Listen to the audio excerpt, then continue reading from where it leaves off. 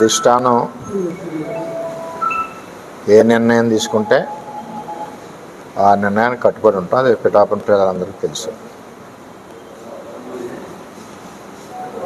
నిర్ణయం పార్టీకి నిలబడాలన్నారు, మనం నిలబడ్డాం.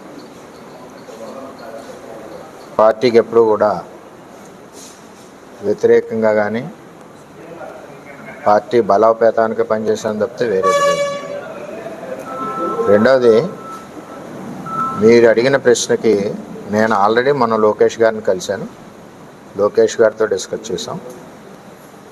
ఏదైతే ఇక్కడ ఇబ్బందులు లేకుండా కూటమి ముందుకు వెళ్ళాలి కాబట్టి ఒక కమిటీని వేసి చేయమని చెప్పాను. నాకు కూడా కొంచెం టైం స్పెండ్ చేయడానికి కూడా కొంచెం ఇబ్బందిగానే ఉంది.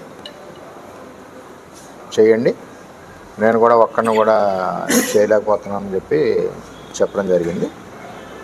దాని ప్రకారమే ఈరోజు ఆ ప్రకటన వచ్చింది. పార్టీ నాతో సంప్రదించిన తర్వాతే లోకేష్ గారు ఆ ప్రకటన వచ్చే ముందు కూడా నాకు పల్లా శ్రీని గారు, నారాయణ గారు ఫోన్ చేసి చెప్పారు. చెప్పిన దాని ప్రకారం జరిగింది. పార్టీ సమీకరణాల సమయంలో కొన్ని రకాలుగా ఆలోచన చేస్తుంటారు.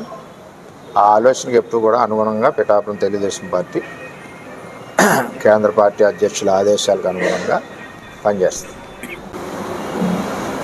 పిఠాపురం అంతా తెలుగుదేశం పార్టీకి క్రమశిక్షణగా వాళ్ళు ఇచ్చిన ఆదేశాల ప్రకారం